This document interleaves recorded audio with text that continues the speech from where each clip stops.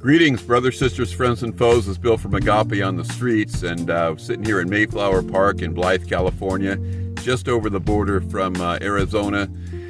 It's a hot one, triple digits, and it's pretty crazy. I came over here. It's the only place I know there's trees. It's right by the river. It's a little cooler, and I'm just sitting here kind of going through some stuff. I've been setting up some interviews, hoping that things work out, and just trying to come up with another plan, trying to get through things. And it's been a bit tough. It's been a bit frustrating, but you know, you got to keep going. You got to put one foot in front of the other because nothing else is really going to help.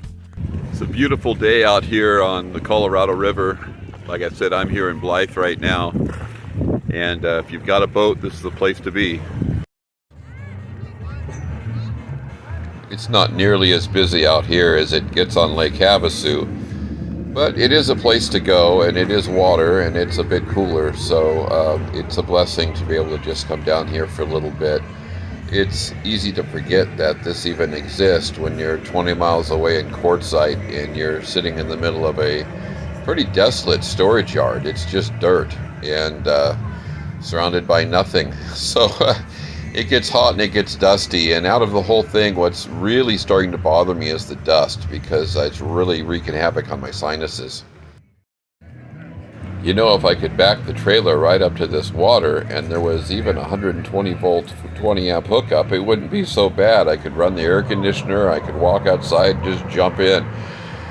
But that's not the case. So still working on that trailer, and starting to load things up, so if I have to, I can just pull it out somewhere and just get out of this weather. Right now I am just looking for anything, anywhere that's in better weather, because I'm going to run out of medication and stuff soon, and this is it's just putting serious red flags on my health situation. So I'm praying. Tomorrow I'm going to be doing a lot of phone calls and stuff and just seeing what doors open. I love driving through Blythe. Even on a hot day, there's all these green fields. It's just really amazing, the farms that survive out here. I know they're having a hard time now with the water situation in California and all, but these guys, they're hard workers and fighters, and these farmers just keep this place going. I thank God for them, for their spirit, because it's kind of what's kept California moving at all. It's like California's trying to kill itself, and these farmers are going, no, we're a vital part of the environment here. We're not the environment enemy. They are the positive side of the California environment. So, I mean, we've got corn out here. There's a lot of hay, I've noticed. And it's really the only thing besides the prison that keeps this town going. You know, everyone works at the prison or they work on a farm. So the main reasons I came to Blythe today was, one, I'm coming to pick up my prescriptions at Rite Aid. They're pretty important because they're for blood pressure and the fact that I don't have a thyroid, so I do the levothyroxine.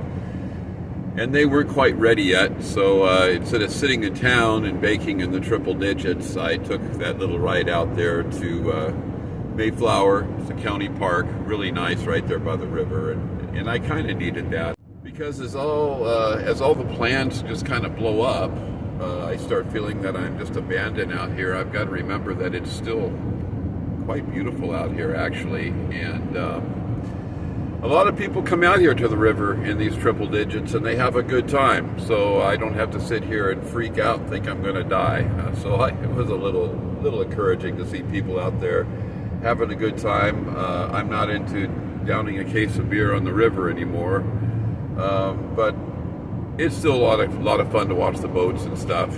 So besides picking my prescriptions, I was out of water, and that's going to be a big one tonight as I try to rest, because I have no water supply, and the swamp pool is really the only thing keeping me going right now. It just takes the edge off of the triple digit heat here, so I get some rest. And it was decent last night. It was pretty good, but it really goes through a lot of water. I'm going through about 10, 11 gallons per night because it's so dry here. Also, I needed to get a big oil pan because I'm going to attempt to do the oil change and stuff on the truck myself. I don't really have a place to do it, but I'm thinking if I really keep it clean there at the storage yard, I can do it, hopefully. Well, I'm back at the trailer, and pretty amazing. I left the swamp cooler on so it wouldn't get too crazy in here while I was gone. And when I got back, I looked at the temperature on my humidor, and it showed 105.8. Now, keep in mind, that's inside the trailer, very close to the swamp cooler. It was much cooler in here than it was when I came in from outside. So I don't know how hot it got today. You know, I look at my AccuWeather and it tells me 100, 102, but then I look at the temperatures on the signs in town and everything else, and they're way, way, way higher than that. So, you know, some of those are in the sun, and so they're not accurate, but I don't know. It was a hot one today. That's all I do know, and it really got me. I'm going to keep pushing on here tomorrow. I'm going to be just making some phone calls. I'm going to go over to the storage place, the indoor storage place. It's air conditioned. There's internet. And I'm going to start knocking on some doors and see what I can do. While I'm there, I'll get the oil and the coolant and everything I have for the truck, and maybe tomorrow night start dealing with some of that because I want to get it going. And if I can get out of here, I need to get some money for the diesel and stuff and see where I can head to.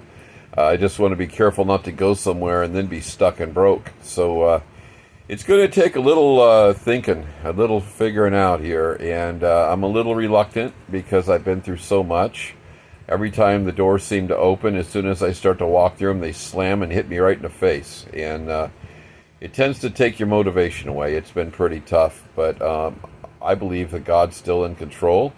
I believe He wants the best for us, and I believe He's going to provide. So I'm going to keep going, whatever it takes. I've got an interview online on Tuesday, and it's a pretty big, reputable company. I looked up the guy who's interviewing me because I got his name. I've been chatting with him online, and it's the owner of the company. And he's on LinkedIn, and it's a pretty big deal. I was blown away that it's he who got a hold of me. Turns out, I guess somebody that knows me and knows him set it up, so it seems like another big miraculous thing. But I'm just going to pray, and I'm just going to keep trying to walk through the doors, and I don't know what to expect. I'm trying not to get an attitude that, it's just going to blow up again, but at the same time, it's hard to get real excited. But I do ask for prayer that whatever's going on, that God just shows me what's up, and we keep moving forward. Interesting, while I was in Blythe today, that God put me in the path of several people, had some interesting conversations. God just doing more and more miracles and still using me. Even when I'm in the midst of just, thinking I'm abandoned and everything else, and there He's doing miracles. And He's an amazing God. I have no doubt that we serve the King of Kings and Lord of Lords, though I do have questions, about what's going on and why it's going on. So I ask you guys to continue to pray. I love y'all. I really do. And the Lord loves to hear from you, so keep talking to Him. If you can come up with anything, to help support me, even ideas as far as a place to work, a place to stay, any kind of work camping type situations that isn't too far away. I'm ready to move forward. I'm getting tired of this, and I'm waiting on the right door to open, I guess. I guess the ones that have opened, the Lord doesn't want me to go through. So continue to pray, and if you put something on your heart, please get a hold of me. Go to our website, agapeonthestreets.com. There's plenty of ways to get a hold of me on there, especially the text. I don't check it all the time. The best place to get a hold of me is on Telegram. Go on there, sign up. Follow the link we have on there. You'll be on our discussion page. I'm on there all the time. Hey, I love you. Love you very much. Every one of you. God loves you unconditionally. And He wants to bless you. He wants to bless you with everlasting life on streets of gold, walking in heaven when this crazy thing is all over with down here. We'll be with Him in eternity, in peace, in joy. Looking forward to it. Looking forward to seeing all of you. God bless you. Bye-bye now.